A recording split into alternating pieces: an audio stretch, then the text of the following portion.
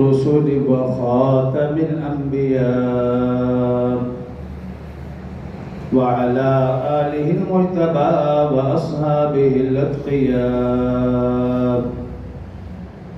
ونشهد أن سيدنا وسندنا وحبيبنا وشفيعنا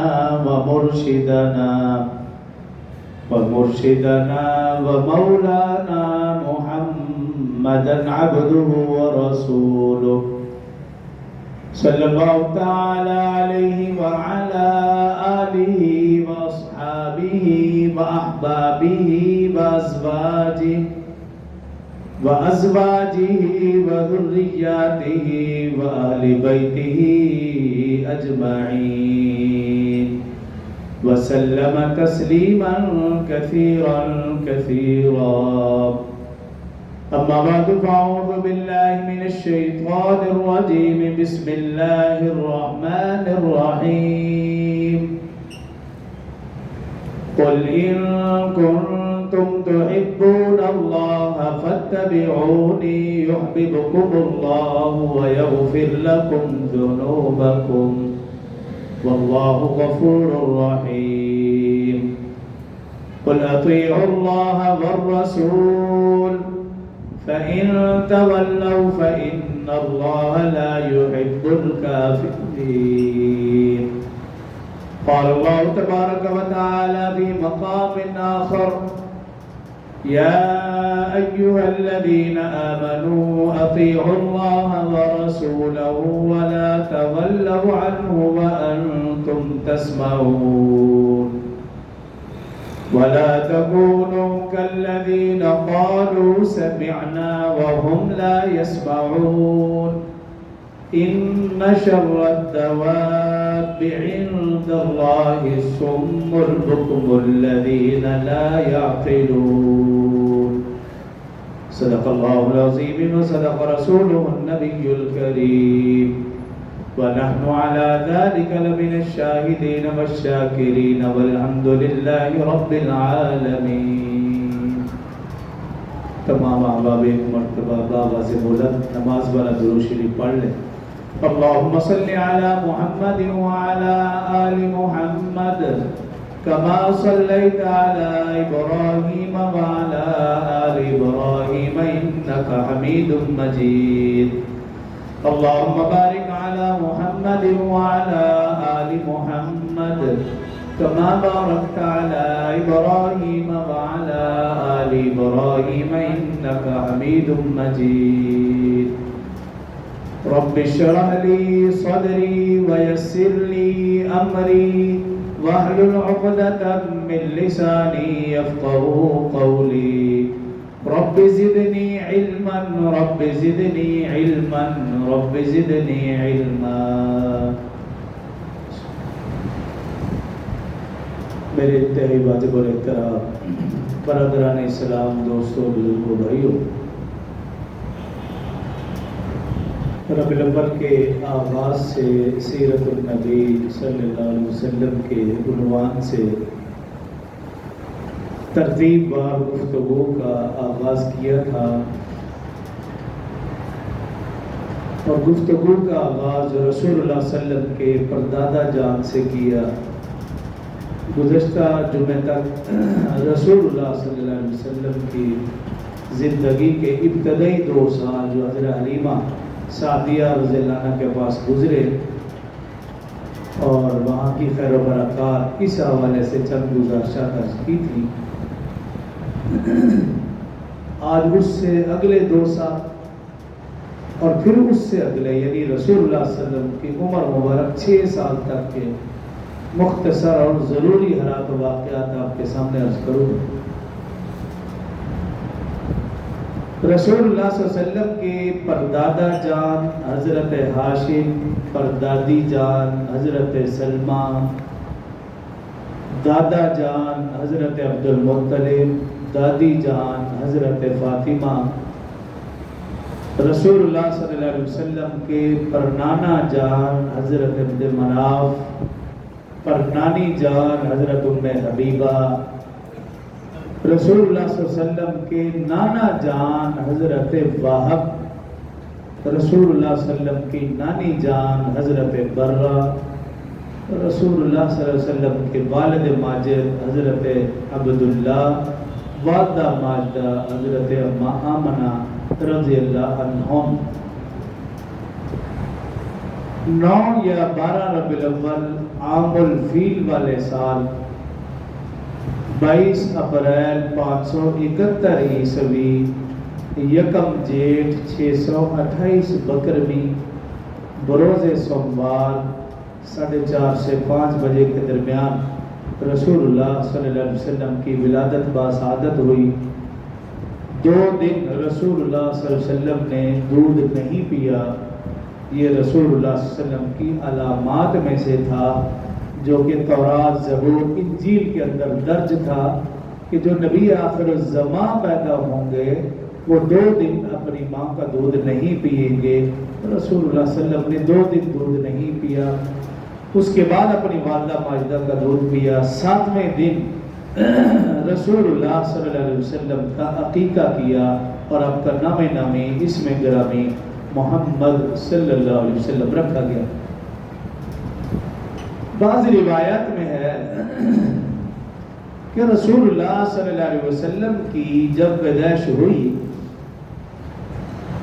عام طور پر ناف کی جو ناڑ ہے وہ ماں کے ساتھ جڑی ہوتی ہے جسے کاٹنا پڑتا ہے، لیکن لکھا کہ رسول اللہ صلی اللہ علیہ وسلم کی جو ناڑ ہے کاٹنے کی ضرورت نہ پڑی، وہ خود بخود کٹی ہوئی تھی۔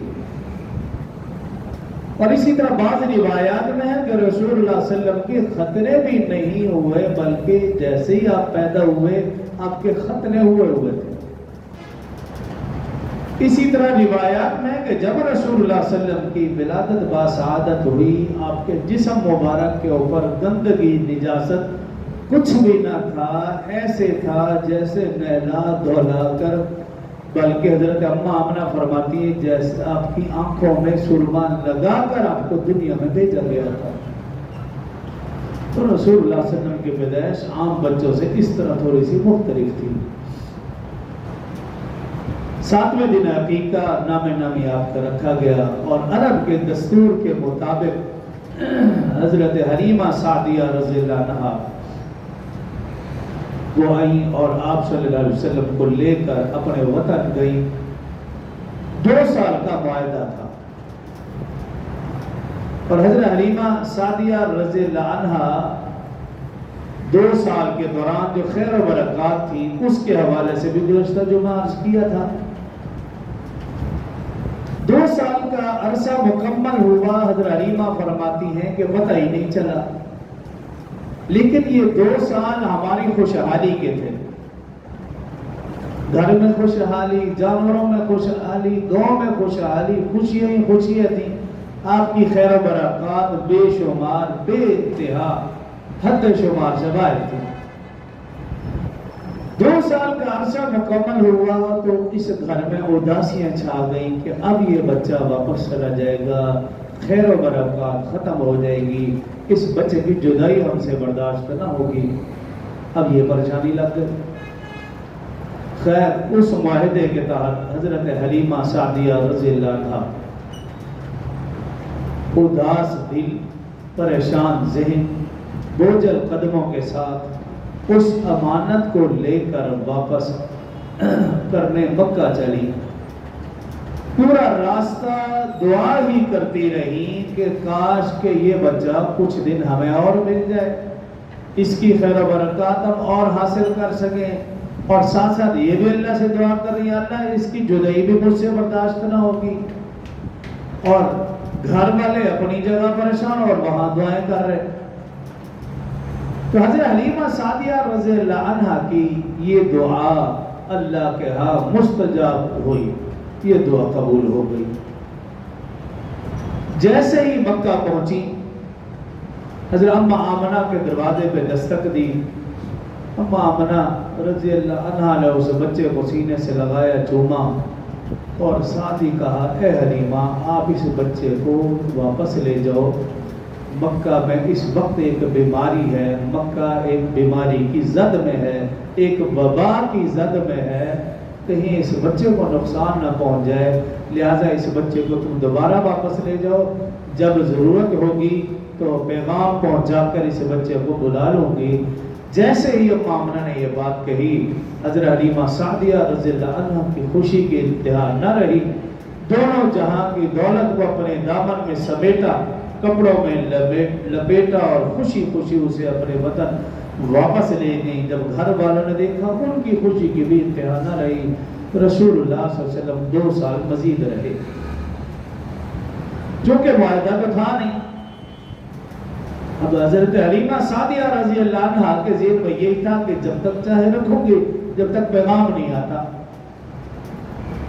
وہ 2 سال جو اگلے تھے وہ بھی خوشی کے تھے، لیکن ان 2 سالوں میں کچھ واقعات ایسے پیش آئے کہ حضرت حلیمہ سعدیہ رضی اللہ عنہ مجبور ہو گئے اس بچے کو واپس کرنے پر۔ اب وہ جو واقعات، وہ جو وجوہات، ان میں سے چند ایک کا تذکرہ کروں۔ ایک واقعہ یہ کہ رسول اللہ صلی اللہ علیہ وسلم کی عمر مبارک جب 4 سال ہوئی، واقعہ شق صدر پیش آیا۔ شق صدر کا مطلب ہے سینے کا کھولا جانا۔ ایک ہے فشارہ صدری، اس کا مطلب سینے کا کھولا جانا نہیں ہے، اس کا مطلب یہ ہے کہ شرح صدر، کوئی بات سمجھ میں نہیں آ رہی، اللہ نے دل کو کھول دیا، بات سمجھ میں آ گئی، یہ شرح صدر۔ یہ بھی رسول اللہ صلی اللہ علیہ وسلم کا ذکر ہے اس انداز میں بھی، شرح صدر کا بھی ہے، قرآن میں بھی علم نشرح لک صدرک۔ لیکن اس شرح صدر کا مطلب سینے کا کھولا جانا نہیں ہے، بلکہ بات کو سمجھا دینا۔ لیکن ایک ہے فشق صدری، جس کا ذکر قرآن میں تو نہیں ہے لیکن احادیث مبارکہ میں ہے، بخاری شریف میں ہے، مسلم شریف میں ہے، اسی طرح تفسیر ابن کثیر میں ہے، تفسیر کبیر میں ہے، فتح الباری جو بخاری شریف کی شرح اس کے اندر بھی ہے کہ رسول اللہ صلی اللہ علیہ وسلم کا زندگی میں 4 مرتبہ شق صدر ہوا۔ عام لفظوں میں سمجھ جاؤ، دل کا آپریشن، دل کا بائی پاس۔ ہمارے ہاں تو بیماری کے طور پر ہوتا ہے، رسول اللہ صلی اللہ علیہ وسلم کا شق صدر بیماری کے لیے نہیں ہوا، انوارات و تجلیات کو بھرنے کے لیے ہوا۔ رسول اللہ صلی اللہ علیہ وسلم کی زندگی میں 4 مرتبہ شق صدر، دل کا آپریشن ہوا۔ اب تو کافی سارے لوگ مان گئے ہیں، پہلے یہ بات ماننے کے لیے کچھ مسلمان تیار نہیں تھے۔ اگر کافر نہیں مانتے تو اس کی ضرورت بھی نہیں، وہ نہ مانو تو بہت کچھ نہیں مانتے۔ لیکن جب ایک مسلمان ایسی باتوں کو نہیں مانتا جو قرآن و حدیث سے ثابت ہے تو پھر تکلیف ہوتی ہے۔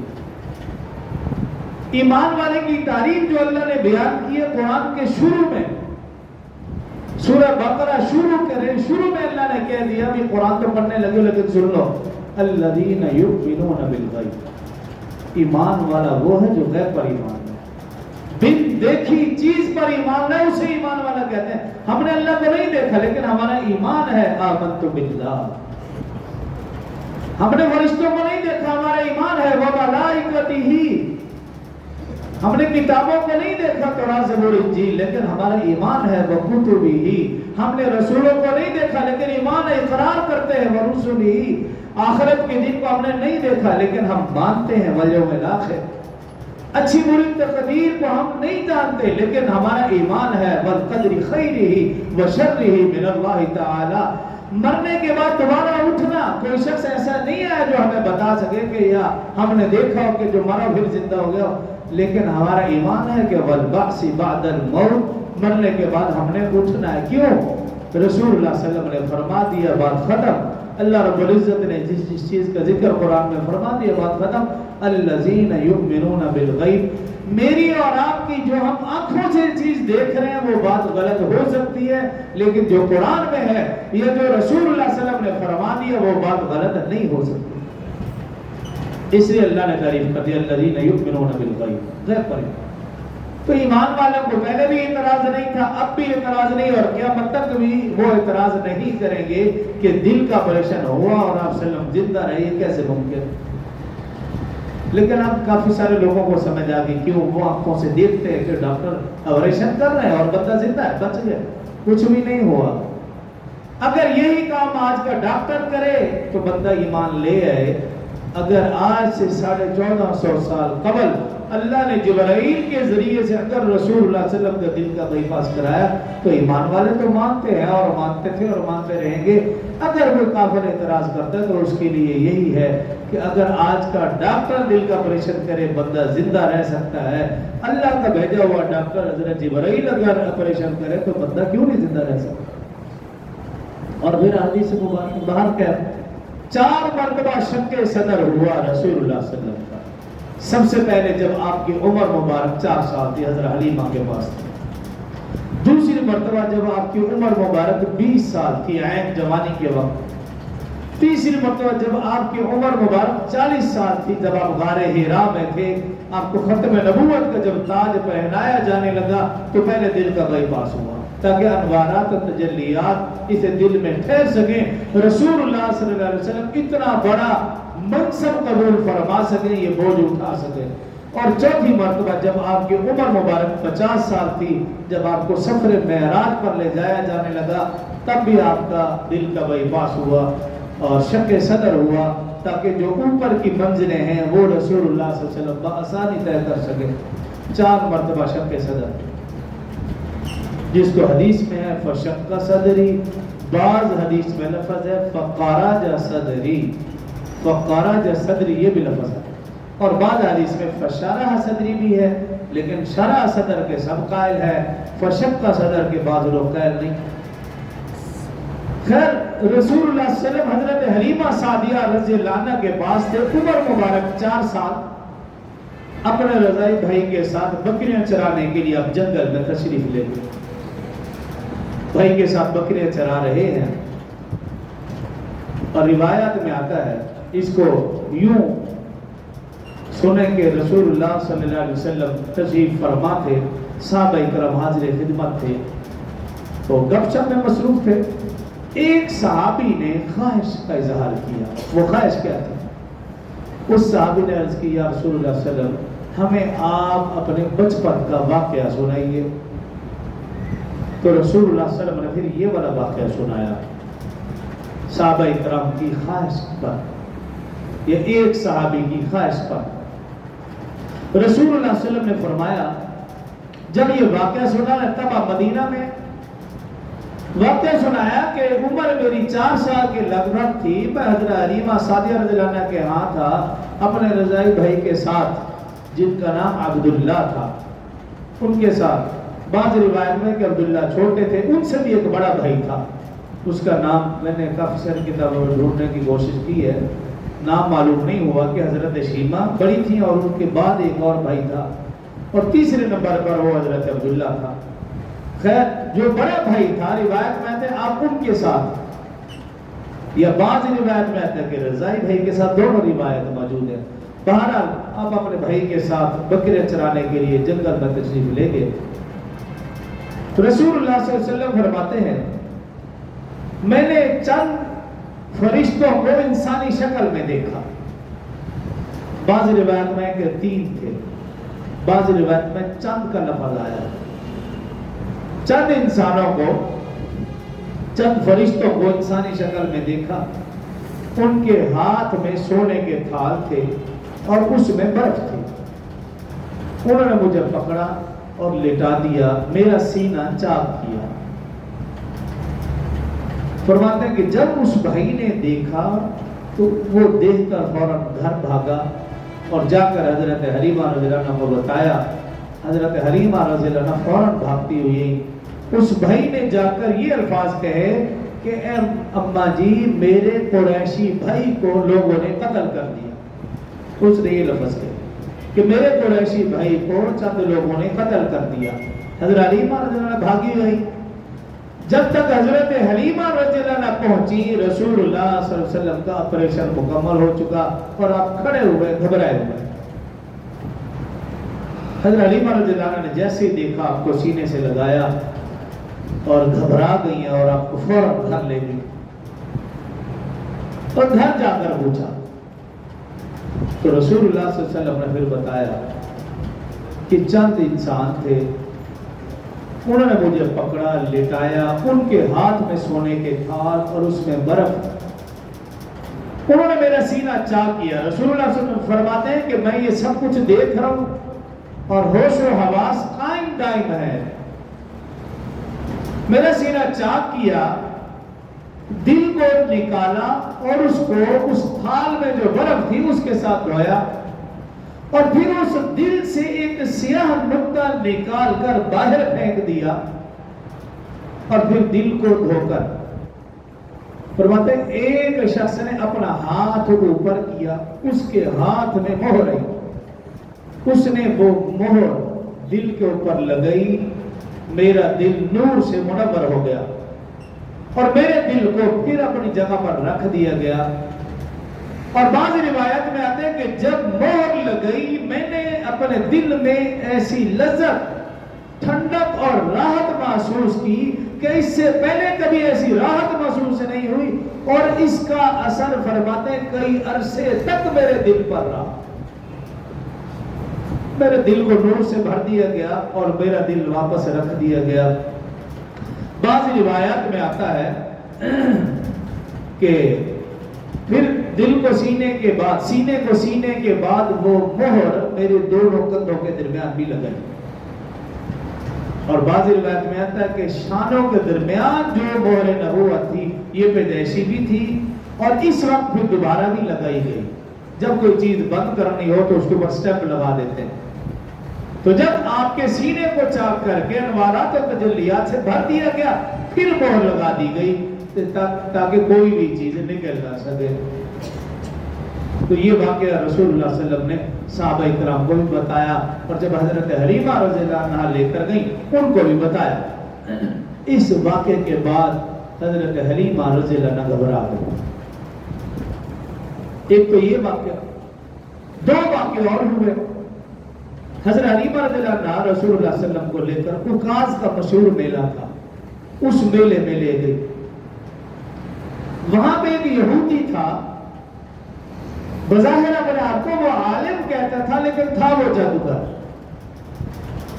اس کی نظر جیسے ہی اس بچے کے اوپر پڑی، یعنی رسول اللہ صلی اللہ علیہ وسلم پر، اس نے بغور دیکھنا شروع کر دیا، اور دیکھنے کے بعد کچھ عمل کیا، اور عمل کرنے کے بعد اس نے شور مچانا شروع کر دیا کہ اس بچے کو مار ڈالو ورنہ یہ بڑا ہو کر تمہیں مار ڈالے گا۔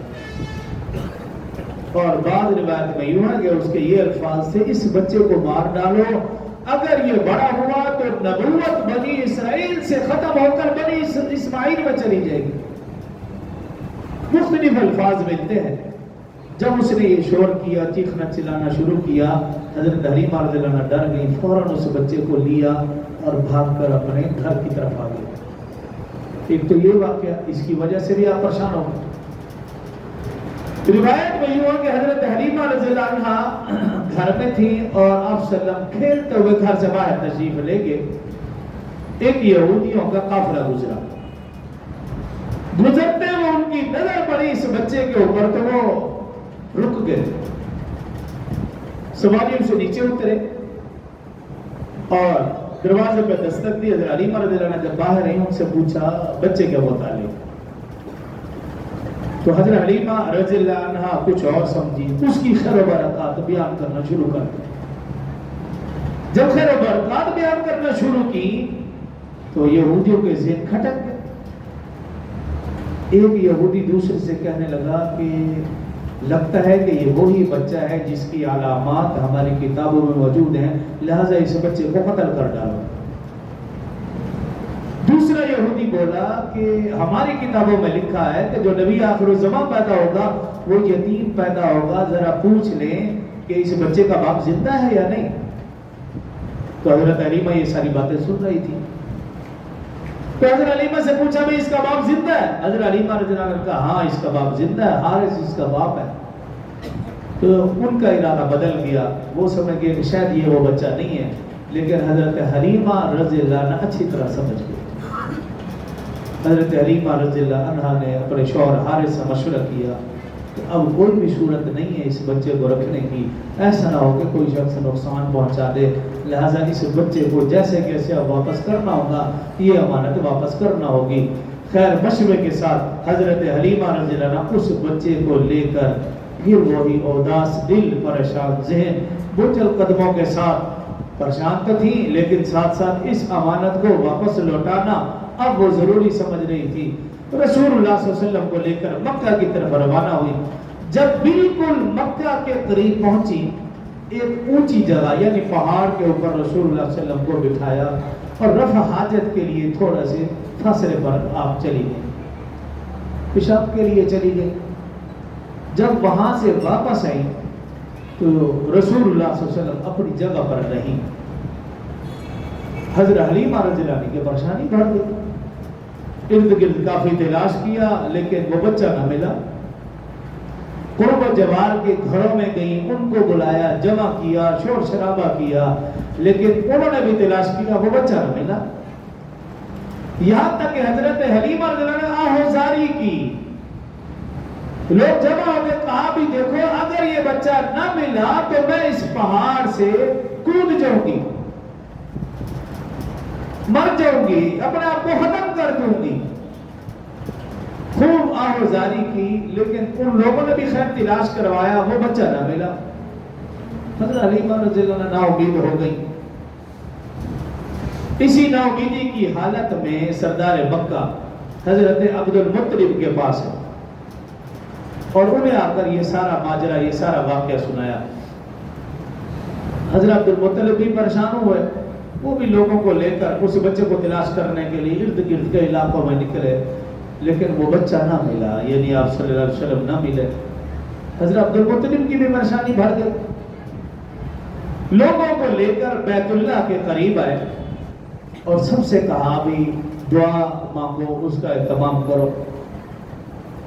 سب لوگوں نے دعائیں مانگنا شروع کر دی، سردار مکہ بھی دعا مانگ رہے۔ اسی دوران غیب سے آواز آئی کہ آہوزاری کرنے کی ضرورت نہیں ہے، اللہ اس بچے کو ضائع نہیں کرے گا۔ جب یہ غیب سے آواز آئی تو سردار مکہ حضرت عبد المطلب کو بھی تسلی ہوئی، باقی لوگوں کو بھی تسلی ہوئی۔ پھر دوبارہ دعا مانگنا شروع کر دی، پھر آواز آئی کہ وہ بچہ وادی تہامہ میں شجر یمن کے پاس موجود ہے۔ جیسے ہی آواز سنی سردار مکہ حضرت عبد المطلب فوراً دوڑے وادی تہامہ شجر یمن، وہاں پہنچے تو رسول اللہ صلی اللہ علیہ وسلم وہاں پر تشریف فرما تھے، ان کو لے کر آگے حضرت حلیمہ سعدیہ رضی اللہ عنہا کا شکریہ ادا کیا، وہ اپنے علاقے چلی گئی۔ رسول اللہ صلی اللہ علیہ وسلم کی عمر مبارک 4 سال، 2 سال رسول اللہ صلی اللہ علیہ وسلم نے اپنی والدہ ماجدہ حضرت ام آمنہ کے پاس گزارے، 2 سال۔ رسول اللہ صلی اللہ علیہ وسلم کی عمر مبارک 6 سال ہوئی، مختصر کر رہا ہوں۔ 6 سال رسول اللہ صلی اللہ علیہ وسلم کی عمر مبارک ہوئی، آپ کی والدہ ماجدہ کے ذہن میں خیال آیا کہ میں اپنے مرحوم شوہر کی قبر پر جاؤں، زیارت کروں اور اس بچے کو بھی لے جاؤں۔ رسول اللہ صلی اللہ علیہ وسلم کی والدہ ماجدہ کے اکثر رشتہ دار یثربی تھے، یعنی مدینہ کے رہنے والے تھے، تو 3 افراد پر مشتمل یہ قافلہ مکہ سے چلا مدینہ۔ آپ نے فیصلہ کیا پہلے مدینہ جاؤں گے، یعنی یہ یثرب جو پرانا نام تھا، پھر واپسی پر اپنے شوہر کی قبر پر حاضری دوں گی۔ 3 افراد پر یہ قافلہ، ایک حضرت آمنہ رضی اللہ اور دوسری ان کے شوہر حضرت عبداللہ کی خادمہ حضرت ام ایمن رضی اللہ عنہا، اور تیسرے رسول اللہ صلی اللہ علیہ وسلم بچہ جن کی عمر 6 سال۔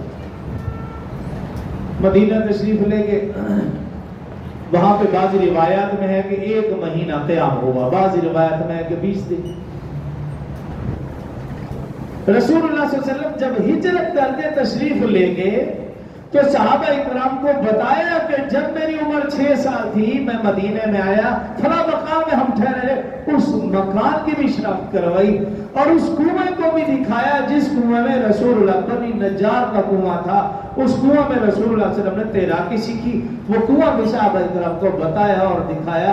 یعنی 6 سال کی عمر کی ساری باتیں رسول اللہ صلی اللہ علیہ وسلم کو 53 سال کی عمر میں بھی اچھی طرح یاد تھی، وہ ساری باتیں بتائی۔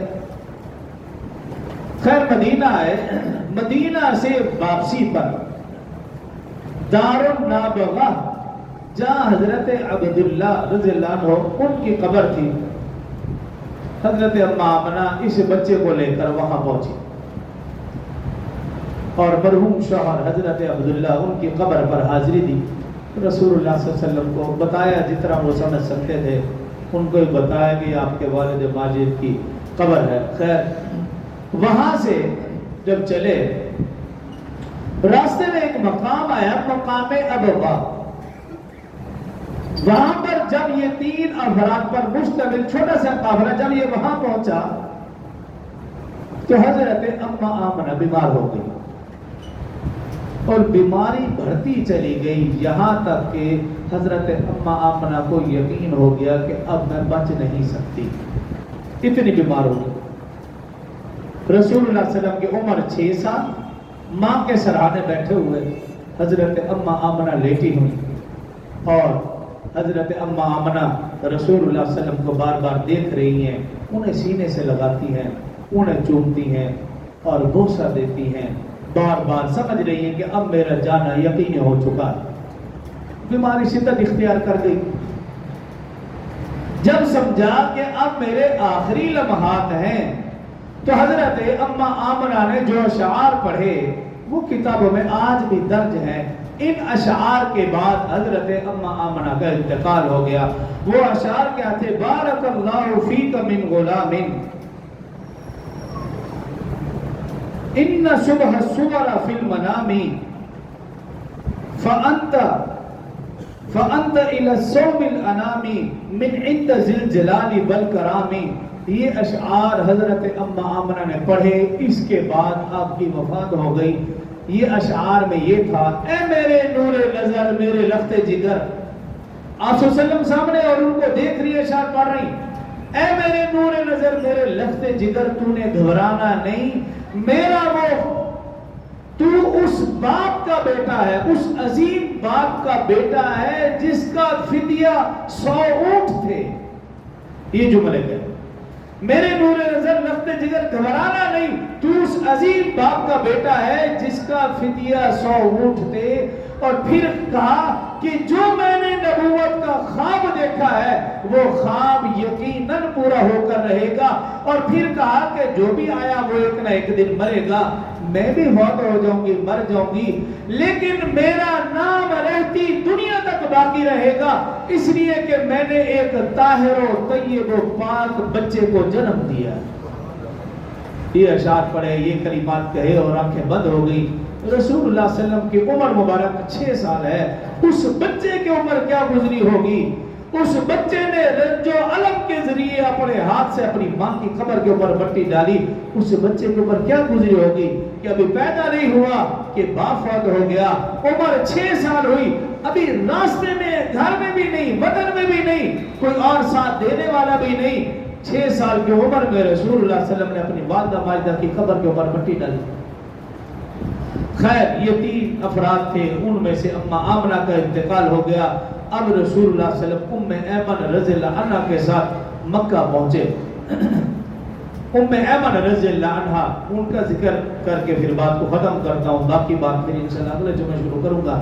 حضرت ایمن رضی اللہ عنہ حضرت عبداللہ جو رسول اللہ صلی اللہ علیہ وسلم کے والد ماجد تھے، ان کی یہ خادمہ تھی اور رسول اللہ صلی اللہ علیہ وسلم کی بڑی خدمت کی۔ یہی وجہ کہ رسول اللہ صلی اللہ علیہ وسلم نے 3 لوگوں کو ماں کہا، ایک اماں ہاجرہ حضرت اسماعیل علیہ السلام کی والدہ ماجدہ، انہیں جب بھی ذکر کرتے اماں ہاجرہ کہتا ہے، اور دوسرا اپنی والدہ ماجدہ اماں آمنہ، اور تیسرے نمبر پر حضرت ایمن رضی اللہ عنہ کا جب ذکر کرتے تو اماں ایمن کہا کرتے تھے۔ بڑی خدمت کی اماں ایمن رضی اللہ عنہ نے۔ اور رسول اللہ صلی اللہ علیہ وسلم بھی ان کا بڑا خیال فرماتے. رسول اللہ صلی اللہ علیہ وسلم نے ان کا نکاح اسلام، انہوں نے اول اسلام قبول کیا، والسابقون الاولون میں سے حضرت عمر رضی اللہ عنہ. رسول اللہ صلی اللہ علیہ وسلم نے ان کا نکاح اپنے منہ بولے بیٹے حضرت زید رضی اللہ عنہ سے کیا. اور حضرت زید رضی اللہ عنہ وہ ہستی ہیں جن کا نام قرآن پاک میں صرف حضرت زید کا نام قرآن میں ہے. صحابہ میں سے کسی اور صحابی کا ذکر نام قرآن میں نہیں ہے، ذکر تو سب کا، نام صرف حضرت زید کا. تو رسول اللہ صلی اللہ علیہ وسلم نے حضرت ام ایمن کا نکاح حضرت زید سے فرمایا، اور ان سے ایک بچہ پیدا ہوا جن کا نام تھا اسامہ بن زید. رسول اللہ صلی اللہ علیہ وسلم اس بچے سے بھی بڑی محبت فرماتے تھے، اتنی محبت فرماتے تھے کہ جب مکہ فتح ہوا اس بچے کو رسول اللہ صلی اللہ علیہ وسلم نے اپنی اونٹنی پر اپنے پیچھے سوار کیا، اور اس بچے کا سینہ رسول اللہ صلی اللہ علیہ وسلم کے سینے کے ساتھ لگ رہا تھا. وہ کتنا ہی مقدس اور بڑی محبت فرماتے تھے. لیکن اس محبت کے باوجود میری اور آپ کی محبت اندھی ہوتی ہے. جب آپ کسی سے محبت کرتے ہیں، چاہے سگی اولاد ہی کیوں، اندھی محبت کرتے ہیں. وہ صحیح کرے وہ غلط کرے، بس محبت کی بنا پر وہ ٹھیک ٹھیک ہے. رسول اللہ صلی اللہ علیہ وسلم حضرت اسامہ بن زید سے محبت، بے انتہا محبت. لیکن ایک واقعہ پیش آیا. قریش کا ایک معزز قبیلہ، اس کی ایک خاتون جس کا نام فاطمہ خزایا تھا، اس نے چوری کر لی. رسول اللہ صلی اللہ علیہ وسلم نے ہاتھ کاٹنے کا حکم فرما دیا. چوری ثابت ہو گئی، کیونکہ قرآن پاک میں والسارق والسارقۃ فقطعوا ایدیہما جزاء بما کسبوا، چوری کرے اس کا ہاتھ کاٹ دیا جائے. جب اس خاتون کی چوری ثابت ہو گئی تو رسول اللہ صلی اللہ علیہ وسلم نے حکم فرما دیا بھی ہاتھ کاٹ دیے جائیں. اس قبیلے کے لوگ جمع ہوئے اور انہوں نے اسامہ بن زید رضی اللہ عنہ کو بلایا اور کہا بھی دیکھو رسول اللہ صلی اللہ علیہ وسلم آپ سے بہت محبت فرماتے ہیں، آپ ہماری طرف سے سفارشی بن کر جاؤ اور رسول اللہ صلی اللہ علیہ وسلم سے سفارش کرو.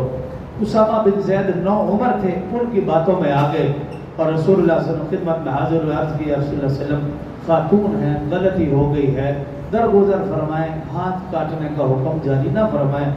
جیسے ہی حضرت اسامہ بن زید نے سفارش کی، محبت اپنی جگہ، رسول اللہ صلی اللہ علیہ وسلم کا رنگ سرخ اور زرد ہو گیا. اور پھر فرمایا یہ تو فاطمہ خزایا ہے، اگر میری بیٹی فاطمہ بنت محمد بھی ہوتی اور وہ چوری کرتی اس کا ہاتھ بھی کاٹ دیا جاتا. کیوں اللہ کی حد میں محمد صلی اللہ علیہ وسلم سفارش نہیں کر سکتا، تو کیوں سفارش کر رہا؟ تو محبت اپنی جگہ، لیکن محبت اندھی نہیں ہونی چاہیے. اولاد سے محبت بجا ہے، لیکن اگر اولاد نماز پڑھنے نہیں آ رہی تو یہ محبت نہیں، یہ دشمنی ہے. کہ باپ سے کہتا کیوں نہیں؟ محبت اپنی جگہ، لیکن اگر اولاد غلط کام کر رہی ہے لیکن باپ دادا نہیں بول رہے تو یہ محبت نہیں ہے، یہ حقیقت میں وہ باپ وہ دادا اپنے اس بیٹے پوتے کے ساتھ دشمنی کر رہے. تو رسول اللہ صلی اللہ علیہ وسلم کی پوری زندگی گواہ ہے کہ آپ نے محبت فرمائی کنبہ قبیلہ برادری سے اپنی اولاد سے، لیکن وہ محبت اندھی نہ ہوتی تھی. وہ محبت اس حد تک ہوتی تھی جس حد تک اللہ نے محبت کرنے کا حکم دیا. لیکن اگر وہ محبت اسلامی حدود سے تجاوز کر جائے تو وہ محبت ناقابل قبول ہے. باقی انشاءاللہ بات اگلے جمعہ ہوگی. جو کہا سنا اللہ مجھے اور آپ کو سمجھنے اور عمل کی توفیق دے.